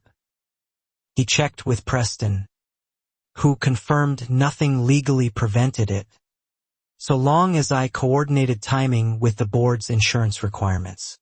Something about the idea settled into me immediately, solid and satisfying in a way that surprised me. I'd spent nearly a year being patient, documenting, waiting on lawyers and surveyors and county officials to move at their own pace. For once, I wanted to be the one physically, finally, undoing the exact thing that had started all of this. I called a local equipment rental company and asked about renting a small compact bulldozer for a weekend, something I was fully licensed to operate from my Army engineering training years earlier. The rental clerk, once I explained roughly why, laughed and said he'd give me a discount just for the story alone. Mia was thrilled when I told her, in age-appropriate terms, that Dad was going to knock down the fence lady's fence himself, with an actual bulldozer, this coming Saturday. Can I watch? She asked immediately. I told her absolutely. Front row, safely behind the property line, exactly like watching a parade. Word spread through the neighborhood almost instantly once Ruth mentioned it to 2 other neighbors at the mailbox. By midweek, half of Willow Creek seemed to know a bulldozer was coming Saturday morning, and several people asked, half joking, half serious, if they could bring lawn chairs to watch the whole thing unfold in person. I called Sarah, too, figuring the story deserved a proper ending after everything she'd helped uncover along the way. She agreed instantly, delighted at the visual, and asked if she could bring a photographer to document what she was already calling, in her notes, the most satisfying HOA story ending she'd covered in 11 years. Preston, ever cautious, reminded me to keep everything meticulously documented even now. Insurance paperwork signed, board authorization printed and on hand, utility lines marked in advance by the county's underground locating service. Don't let the last step be the one that trips you up, he said. I promised him it wouldn't, and meant it completely. 2 days before the scheduled demolition, an emergency legal filing landed on Preston's desk. Marlene, through a new attorney, had requested a temporary restraining order blocking the fence's removal, claiming, absurdly, that she retained personal property interest in the fence panels themselves, separate from any easement dispute, since Tyler's company had technically never been fully paid. Preston read the filing twice, then actually laughed out loud, something I'd seen him do maybe 3 times total across the entire ordeal. She's suing over the fence panels now, not the land, he said. It's grasping at anything at this point. He filed an opposition within hours, citing the fence's illegal placement as grounds for removal regardless of payment status. The judge, apparently already familiar with the case from the earlier slap ruling and injunction, denied the restraining order the same day, noting in a brief written order that an illegally constructed structure confers no protectable property interest to the... I slept badly the night before anyway. Not from doubt this time, but from something closer to anticipation.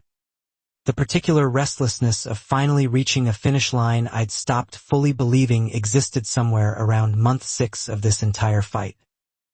Mia, for her part, slept perfectly, apparently confident the whole thing would go exactly as planned. Harold's disciplinary hearing outcome leaked to Sarah late that same night, timed almost cinematically, terminated from the county, effective immediately. His decades-long career ended over-documented. Repeated failures to recuse himself from matters directly benefiting his own family's businesses. Marlene, by every account Ruth could gather, had gone completely quiet since hearing the news. I woke early Saturday morning, well before sunrise, checked the rental bulldozer delivery scheduled for 8, and found Mia already awake in the kitchen, dressed and ready 2 hours ahead of schedule, practically vibrating with the specific excitement only a 10-year-old could bring to watching heavy machinery destroy something that had caused her family real pain.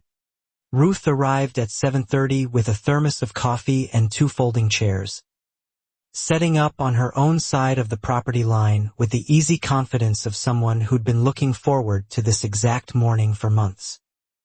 Walter joined shortly after, along with Preston, briefcase in hand out of habit even on a Saturday. By 8, a genuinely surprising crowd had gathered along the street and in adjacent yards, neighbors with coffee mugs and camp chairs, a few kids Mia's age clearly hoping for something more exciting than another quiet suburban weekend. Sarah arrived with her photographer, setting up near the fence's edge for the clearest possible angle. The rental delivery truck pulled up right on schedule, lowering a compact bulldozer onto my driveway with practiced efficiency, while the driver walked me through the controls one more time, mostly out of protocol since my Army training had covered heavier equipment than this year's earlier. I climbed into the cab at 8:15 sharp. Mia stood beside Preston along the edge of our yard, safely back from the fence line, phone out to record the moment herself despite Sarah's photographer already documenting everything professionally. "Ready, Dad?" she called out, grinning wider than I'd seen in months. I gave her a thumbs up and started the engine.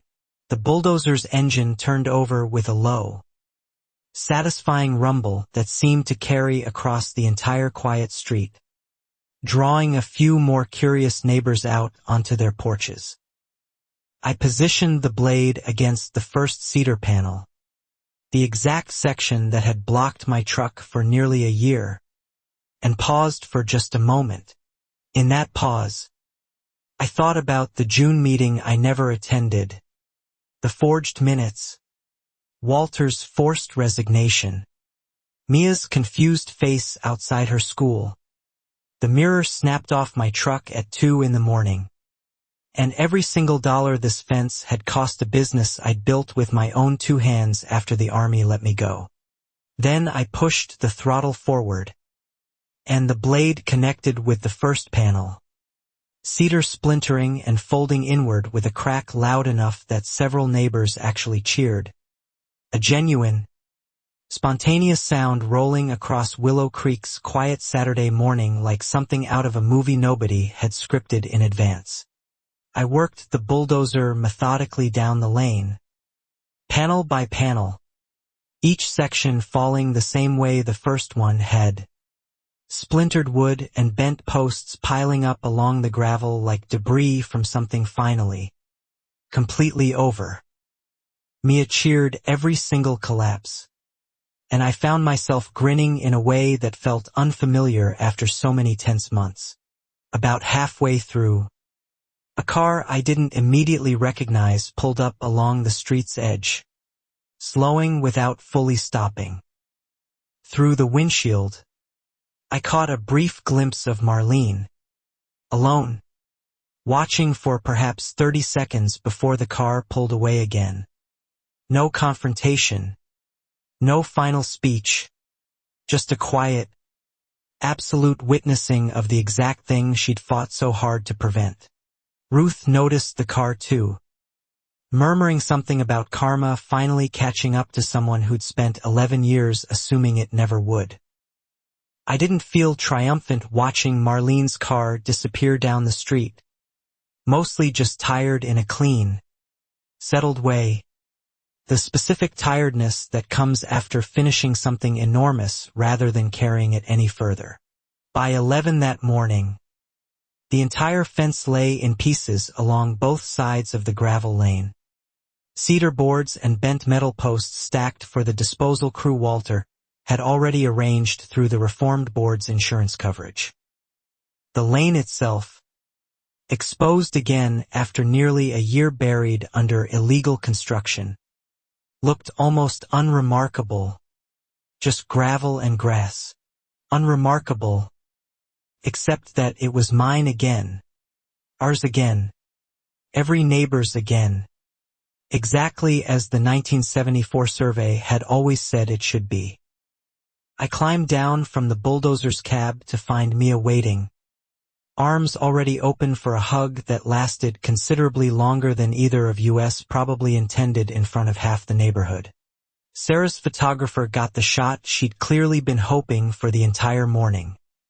Me, Mia, and the flattened fence panels behind us, framed against a bulldozer that had, quite literally, cleared a path back to normal life after months of forged paperwork, retaliatory fines, and one HOA president's refusal to admit she'd been wrong from the very beginning.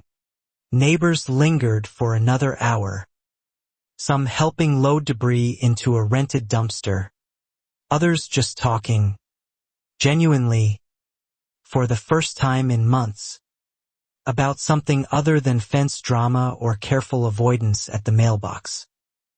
Ruth brought out actual food this time instead of just banana bread, turning the demolition into something closer to a real community gathering.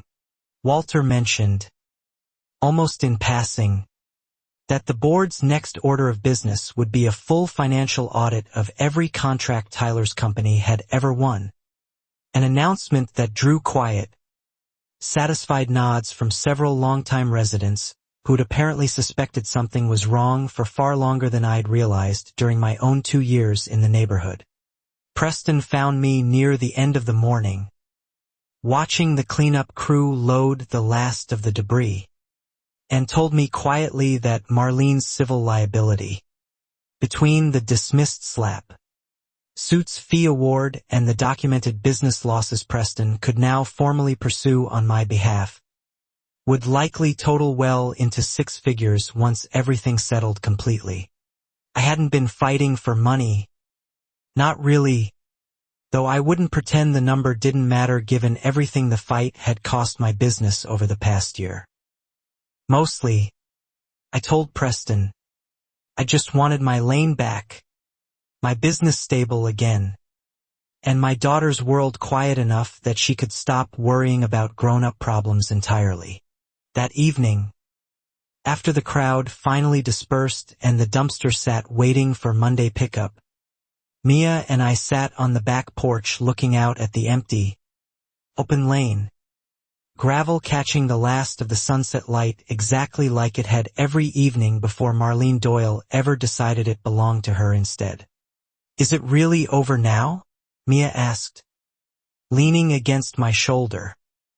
I told her almost that a few pieces still needed to finish playing out in courtrooms and hearing rooms neither of us needed to attend personally, but that the part that mattered most, the part that had actually touched our home, was finished completely, permanently, tonight. The civil trial, once all appeals and procedural motions finally cleared nearly 4 months after the Bulldozer morning, opened on a gray Tuesday in the county courthouse. Preston beside me at the plaintiff's table, seeking formal damages for business losses, defamation countersuit costs, and the emotional toll documented across nearly 18 months of retaliation. Marlene arrived with a new attorney, her third since the case began, looking noticeably smaller than the confident woman who'd once hosted a ribbon-cutting cookout for a fence she never legally had the right to build. Tyler sat beside her, and Harold, notably, did not attend at all, still processing his own separate termination proceedings. Preston's opening statement laid out the timeline with methodical precision. The forged June minutes, the 1974 and 1998 surveys Harold had personally reviewed twice, the attempted bribery of an independent surveyor now formally documented, the retaliatory fines, the blocked lien, and 18 months of business losses totaling, with interest, well over $90,000. Marlene's attorney countered that the fence had been an honest, if imperfect, governance decision, that the forged minutes were a clerical accident already acknowledged and corrected, and that any financial losses I'd suffered stemmed from my own business's inherent instability, not from any deliberate action taken by his client in good faith. The jury, 6 residents from across the county, listened with the particular stillness people reserve for stories they can't quite believe are true, occasionally exchanging glances during the more absurd details, like the survey bribery attempt or the anonymous noise complaint traced to an address the HOA itself had withheld from public record. Sarah testified first, walking the jury through her original reporting, The document metadata proving the June minutes had been altered weeks after the actual meeting, and the pattern of uncontested contracts awarded to Tyler's company across nearly a decade of Marlene's board presidency. Evidence that had taken months of careful, patient digging to fully assemble. Patricia testified next, describing almost the exact same pattern years earlier. A manufactured dispute, quiet pressure, a resignation instead of a fight, corroborating the pattern's depth beyond just my own single case. Her testimony landed hard with the jury, several of them visibly leaning forward as she described emails nearly identical to what I'd eventually uncovered myself. Denise took the stand third, clearly uncomfortable testifying against a woman who'd nearly become family, describing the recorded meeting comment about getting rid of that veteran's sawdust operation in her own words, then confirming, under Preston's careful questioning, that she'd ended her engagement to Tyler entirely once the full scope of the scheme became undeniable to her. The independent surveyor testified about the bribery attempt in precise, professional language, describing exactly what Marlene had offered and how she documented the conversation.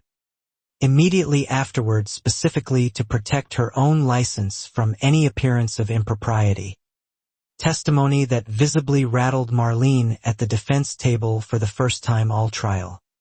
Preston called the county's own zoning records custodian to formally enter the 1974 plat map and Harold's 1998 initialed survey note into evidence, establishing beyond dispute that both Marlene and, separately, Harold, had known the lane's protected status decades before either of them ever authorized the fence that would eventually consume nearly 2 years of my life.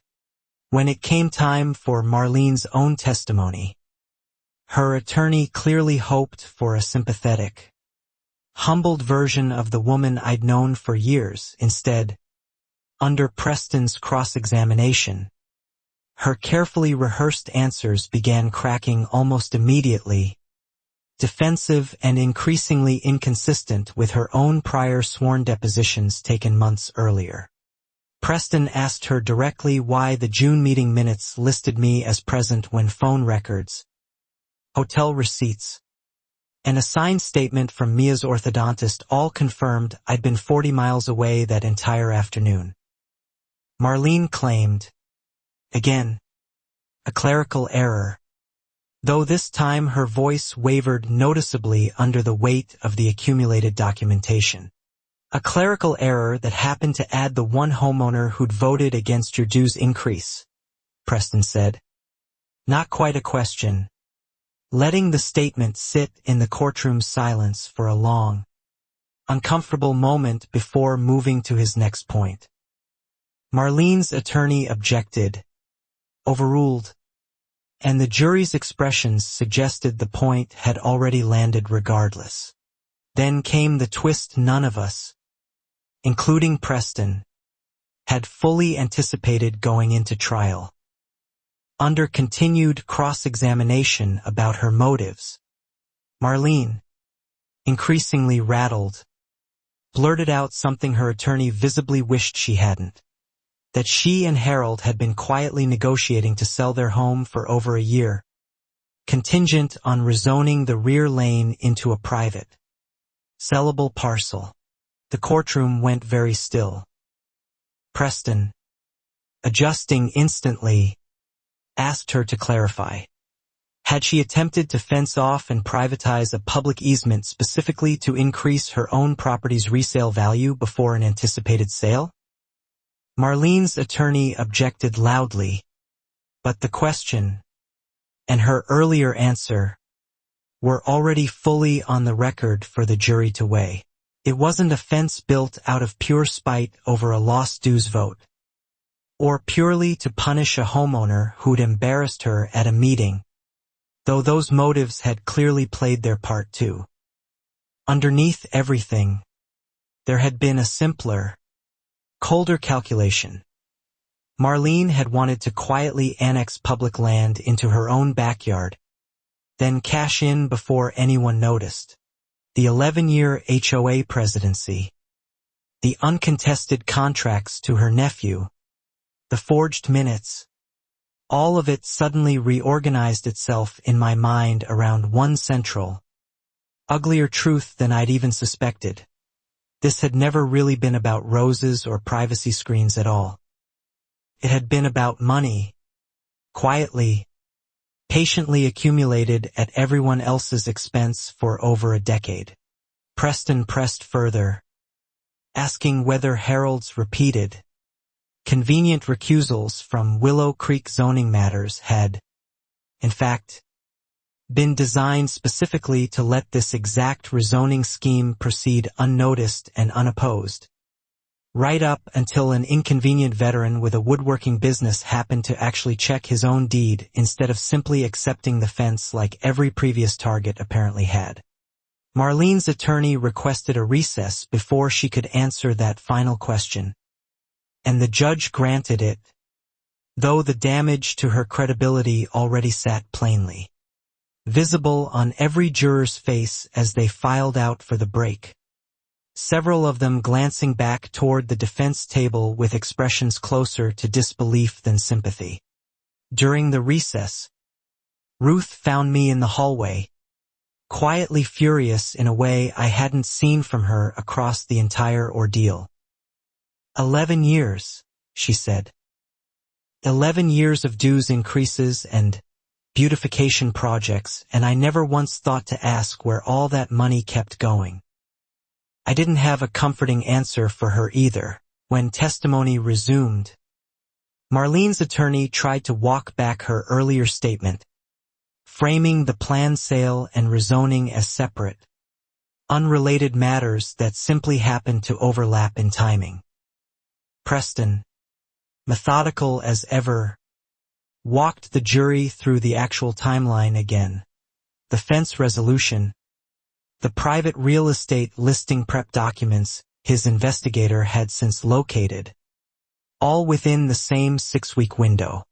Marlene never fully recovered her composure after that recess, her answers growing shorter, more clipped, occasionally contradicting statements from her own earlier deposition testimony read back to her by Preston with careful, unhurried precision.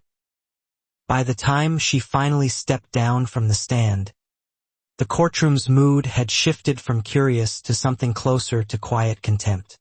Harold's absence from the trial became its own kind of testimony, several jurors later admitting during deliberation discussions that his refusal to appear, even to defend his own conduct, had spoken louder than any statement he might have offered under oath about a career built partly on protecting his wife's real estate ambitions.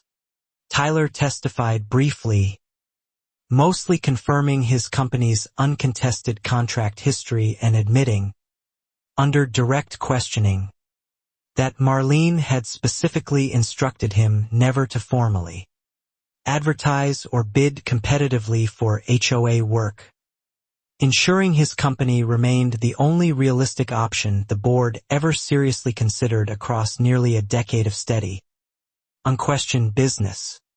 Preston's closing argument tied every thread together methodically.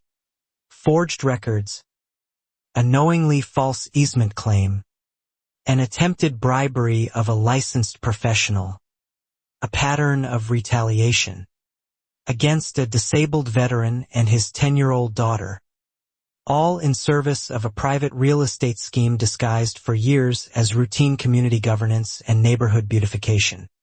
He asked the jury not for sympathy, but for accountability, reminding them that Marlene Doyle had spent 11 years accumulating unchecked power precisely because nobody before me had possessed the documentation, the patience, or the resources to challenge her fully, and that their verdict would determine whether that pattern finally ended here, in this courtroom, today.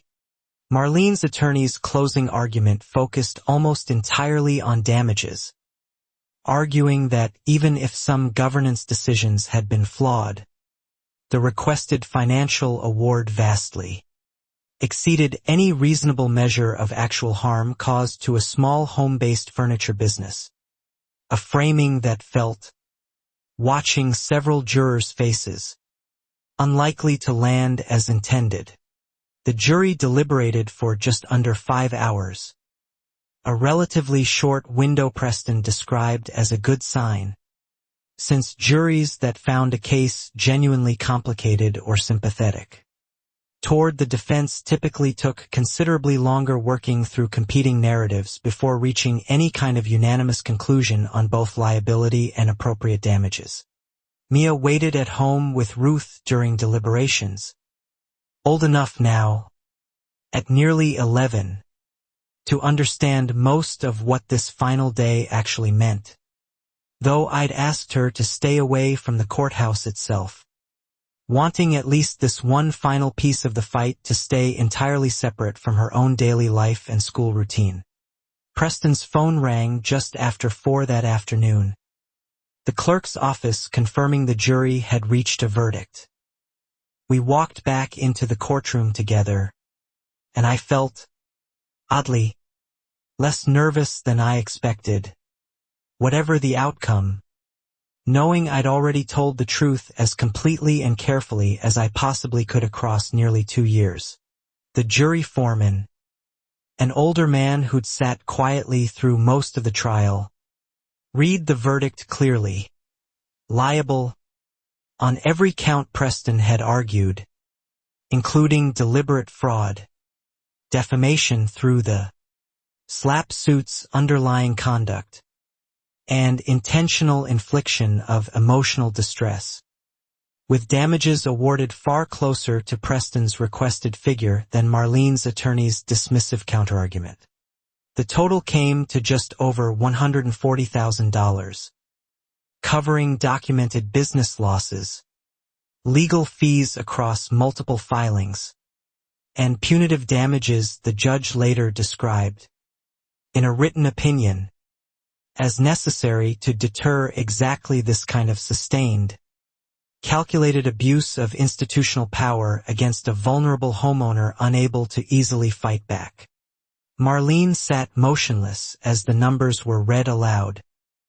Her new attorney already whispering about appeal options she likely couldn't afford to pursue much further. Given the house sale that had originally motivated this entire scheme now facing its own significant complications from a public judgment attached directly to the property itself. I felt the number land somewhere distant and abstract, less important in that exact moment than simply watching an entire courtroom, jury included, formally agree with something I'd spent nearly 2 years trying to prove true. That I hadn't imagined any of it, that the fence, the forgery, the fines, had all really happened exactly as I documented. Outside the courthouse, Sarah caught up with me for a final quote before filing her closing story on the case. I told her, honestly, that I hadn't wanted any of this. Not the trial, not the media attention. Not even, really, the money. I just wanted my lane back and my daughter's life quiet again. Preston mentioned, almost as an afterthought while we walked to our cars, that the county district attorney's office had separately opened a criminal referral regarding the surveyor bribery attempt, a charge that, if pursued fully, could carry real legal consequences beyond the civil judgment we just secured, potentially including actual jail time for Marlene depending on how prosecutors proceeded. I drove home that evening past the empty, open lane, gravel catching the late afternoon light exactly the way it had every single day before Marlene Doyle ever decided it belonged to her, and felt, for the first time in what genuinely felt like forever, something close to complete, uncomplicated relief settling into my chest. The criminal referral moved faster than any civil process had across the entire ordeal. The district attorney's office apparently eager to make an example given how thoroughly documented. The bribery attempt already was, right down to the surveyor's contemporaneous written notes and a corroborating statement from her own field assistant present that same morning. Marlene was charged with attempted bribery of a public contractor and separately with fraud related to the falsified board minutes. Charges that, combined with the existing civil judgment, made the quiet real estate sale she'd originally hoped for essentially impossible without first satisfying a public lien now permanently attached to the Doyle family's own home. Her attorney negotiated a plea deal months later, avoiding trial in exchange for probation, mandatory restitution toward the criminal charges specifically, and a formal, permanent ban from ever again serving on any homeowners association board within the state. A condition the judge added personally after reviewing the full pattern of conduct across nearly a decade. Harold's termination from the county became final and permanent. His pension partially forfeited under the state's public corruption statutes once the ethics board formally concluded he'd knowingly used his position to protect his wife's real estate scheme across multiple documented instances, not merely the single Willow Creek fence that had ultimately exposed everything. Tyler's contractor's license was formally suspended pending a state licensing board review, effectively ending Doyle Fence and Landscaping's ability to operate legally within the county at all. He eventually took a job managing a hardware store 2 towns over, according to Ruth, who ran into him once and said he seemed, if anything, relieved to be out from under his family's shadow entirely. Denise, last I heard through Ruth's careful neighborhood updates, had moved out of state entirely, taking a fresh start somewhere nobody knew the Doyle name or the exact role she'd played in finally exposing everything.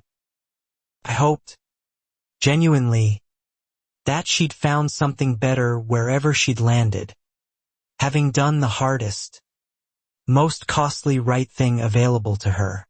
The Doyle's house went up for sale within the year, forced by the combined weight of civil judgment, criminal restitution, and Harold's diminished pension, listed for considerably less than the value Marlene had once quietly hoped to extract through an illegally privatized lane behind a house she could no longer afford to keep.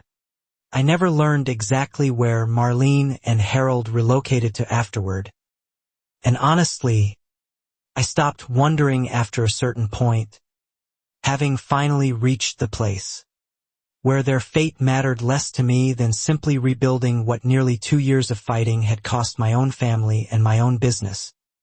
Piece by patient piece. The reformed HOA board, with Walter now serving as permanent president after a formal community election, implemented new bylaws within months, competitive bidding requirements for all, contracts over a certain threshold, mandatory recorded minutes for every meeting, and an independent review process for any boundary or easement dispute raised by any homeowner going forward. Ruth ran for a board seat herself that same election cycle and won easily, telling me afterward, with a dry laugh, that 11 years of watching quietly from her porch had taught her exactly what questions this community needed someone willing to actually ask out loud from now on, regardless of how uncomfortable those questions made anyone. My business, slowly but steadily, recovered across the following year. The restaurant in Marietta placed a repeat order once the lane reopened. Word spread locally about the veteran who'd fought an entire corrupt HOA and won, and I found myself, somewhat to my own surprise, turning away more custom commissions than I could comfortably accept most months. I hired my first employee that spring, a young guy named Marcus who'd also served, eager to learn woodworking properly after struggling to find steady civilian work elsewhere. Teaching him reminded me why I'd started this business in the first place, long before any fence or forged paperwork had nearly derailed everything I'd built. Mia, now 11, seemed to carry the whole ordeal lighter than I expected, occasionally mentioning it to friends with something closer to pride than trauma, describing the time my dad drove a bulldozer to fix a fence problem, like it was simply an unusually eventful chapter of an otherwise ordinary childhood, rather than the crisis it had actually been. I made sure, deliberately, that our home stayed a place where the fight didn't define every conversation anymore. Returning to ordinary evenings, homework at the kitchen table, Saturday morning cartoons, Sunday drives with no destination beyond simply being together without paperwork, deadlines, or legal filings hovering over either of us for the first time in years. The empty lane behind our houses eventually got a modest, official upgrade the following spring. A properly maintained gravel surface, clear signage confirming its protected easement status, and small reflective markers along both edges. Funded entirely by the reformed HOA's now transparent, competitively bid maintenance budget. Nothing hidden, nothing quietly steered toward any one family. Preston and I stayed in touch long after the final judgment, occasionally grabbing coffee when he had cases nearby, both of us still slightly amazed at how far a single fence dispute had eventually traveled. Courtroom testimony, criminal charges, a forced house sale, and an entire community finally waking up to 11 years of quiet, unquestioned mismanagement. Sarah's original series on the case won a small regional journalism award the following year, and she called to thank me, generously, for trusting her with the story from the very beginning, back when it was still just one homeowner's stubborn insistence on checking an old deed nobody else had bothered reading in decades. I told her, honestly, that she'd trusted the story just as much as I had, showing up to a coffee shop off the highway to meet a nervous former board member willing to finally speak on record, then following every thread patiently across months of records requests most reporters would have abandoned far earlier for something easier. Walter mentioned once, at a neighborhood cookout that finally felt like an actual celebration rather than a tense political performance, that he'd kept a framed photo in his home office. The moment the bulldozer's blade first connected with that first cedar panel, cropped from Sarah's photographer's original shot, a small private reminder of exactly what patient documentation could eventually accomplish. I kept my own version of that reminder differently, the original 1974 plat map, properly framed now, hanging in my workshop beside my home occupation permit. Both documents I'd once dismissed as unremarkable paperwork, both eventually proving to be the exact foundation an entire corrupt scheme had been built to quietly ignore for years. Mia asked me once, almost a full year after the trial ended, whether I'd do everything the same way again if I somehow had to start over from that very first orange survey stake driven into our gravel lane. I told her yes, every single step, though I hoped, genuinely, she'd never need to learn that particular lesson herself. Even the part where you were really scared? She asked, unusually perceptive for 11, having clearly noticed more of my exhaustion over those 2 years than I'd ever fully realized at the time. Especially that part, I told her honestly. Being scared and doing it anyway is basically the whole lesson. Kiddo, the neighborhood, slowly, became something closer to what I'd originally hoped for when we first moved into Willow Creek Estates. Quiet streets, genuine neighbors instead of careful, wary acquaintances, and a functioning HOA board that finally treated its own governance as a public trust instead of one family's private, decade-long project. I still drive down that reopened gravel lane twice a week. Box truck loaded with finished furniture, past the small reflective markers and the modest sign confirming exactly what the 1974 survey always said: shared, protected, never anyone's alone to claim, fence or no fence, HOA president or otherwise, now and permanently going forward. 2 years after the Bulldozer morning, my business had grown enough to move some operations into a small rented workshop space near downtown, though I kept the home garage running too, mostly for smaller commissions and because Mia still liked watching me work there most weekend afternoons after her own activities wrapped up. The Doyle name rarely came up anymore, except occasionally in HOA orientation materials for new homeowners, where Walter's board had added a short, deliberately factual section on transparency. Requirements informed by past governance failures, never naming Marlene directly, but ensuring no future resident could claim ignorance of exactly why those safeguards now existed. Ruth retired from the board eventually, replaced by a rotating group of genuinely engaged neighbors who took turns serving, none of them staying long enough to accumulate the kind of unchecked, decade-long authority Marlene once had.